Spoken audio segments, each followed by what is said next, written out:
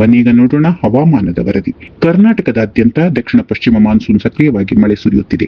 ಭಾರತೀಯ ಹವಾಮಾನ ಇಲಾಖೆ ಬೆಂಗಳೂರು ಸೇರಿದಂತೆ ಹಲವು ಜಿಲ್ಲೆಗಳಿಗೆ ಭಾರಿ ಮಳೆ ಎಚ್ಚರಿಕೆ ನೀಡಿದೆ. ರಾಜ್ಯದ ಕರಾವಳಿ, ದಕ್ಷಿಣ ಒಳನಾಡು ಮತ್ತು ಉತ್ತರ ಭಾಗಗಳಲ್ಲಿ ತೀವ್ರ ಮಳೆಯ ಸಾಧ್ಯತೆಗಳಿವೆ. ಬೆಂಗಳೂರಿನಲ್ಲಿ ಇದೀಗ ಮೋಡ ಕವಿದ ವಾತಾವರಣ, ಗುಡುಗು ಸಹಿತ ಮಳೆಯಾಗುವ ಸಾಧ್ಯತೆಗಳು ಕಂಡು ಬರ್ತಾ ಇದೆ. ಇತ್ತೀಚಿನ ದಿನಗಳಲ್ಲಿ ಬೆಂಗಳೂರಿನಲ್ಲಿ ಸುರಿದ ಭಾರಿ ಮಳೆಯಿಂದಾಗಿ ಕೆಲವು ಕಡೆಗಳಲ್ಲಿ ನೀರು ಹರಿದು ಹೋಗುವುದು, ಸಂಚಾರ ಅಸ್ತವ್ಯಸ್ತವಾಗುವುದು ಮತ್ತು ಕೆಲವು ಪ್ರದೇಶಗಳಲ್ಲಿ ನೀರು ನಿಂತು ಜನಜೀವನ ಅಸ್ತವ್ಯಸ್ತಕ್ಕೆ, ಅಸೌಕರ್ಯಕ್ಕೆ ಒಳಗಾಗಿದೆ. ಹವಾಮಾನ ಇಲಾಖೆ ಅಧಿಕಾರಿಗಳ ಪ್ರಕಾರ ಮುಂದಿನ 2-3 ದಿನಗಳ ಕಾಲ ಬೆಂಗಳೂರಿನಲ್ಲಿ ಭಾರಿಯಿಂದ ಅತಿ ಭಾರಿ ಮಳೆಯಾಗುವ ಸಾಧ್ಯತೆಗಳಿವೆ. ಉಡುಪಿ, ದಕ್ಷಿಣ ಕನ್ನಡ, ಉತ್ತರ ಕನ್ನಡ, ಶಿವಮೊಗ್ಗ, ಕೊಡಗು, ಚಿಕ್ಕಮಗಳೂರು ಹಾಗೂ ಹಾಸನದಲ್ಲಿ ಮುಂದಿನ 3 ದಿನ ಜೋರು ಮಳೆಯಾಗಲಿದ್ದು, ಬೆಂಗಳೂರು ನಗರ, ಬೆಂಗಳೂರು ಗ್ರಾಮಾಂತರ, ಬೆಂಗಳೂರು ದಕ್ಷಿಣ, ಮಂಡ್ಯ, ಮೈಸೂರು, ಚಾಮರಾಜನಗರ, ಕೋಲಾರ, ಚಿಕ್ಕಬಳ್ಳಾಪುರ, ತುಮಕೂರು ಮತ್ತು ದಾವಣಗೆರೆ, ಬಳ್ಳಾರಿ, ಬಾಗಲಕೋಟೆ, ಬೆಳಗಾವಿ ಸೇರಿದಂತೆ ಉತ್ತರ ಕರ್ನಾಟಕದ ಭಾಗಗಳಲ್ಲಿ ಜೂನ್ 13ರಿಂದ ಜೂನ್ 15ರವರೆಗೆ ಲಘು ಪ್ರಮಾಣದಲ್ಲಿ ಮಳೆ ಸುರಿಯಲಿದೆ. ಕರಾವಳಿ ಜಿಲ್ಲೆಗಳಾದ ದಕ್ಷಿಣ ಕನ್ನಡ, ಉಡುಪಿ, ಉತ್ತರ ಕನ್ನಡ, ಯಾದಗಿರಿ, ರಾಯಚೂರು, ಕಲಬುರಗಿ, ಕೊಪ್ಪಳ, ಗದಗ, ಹಾವೇರಿ, ಧಾರವಾಡ, ಬೆಳಗಾವಿ, ವಿಜಯಪುರ ಜಿಲ್ಲೆಗಳ ಕೆಲವು ಕಡೆಗಳಲ್ಲಿ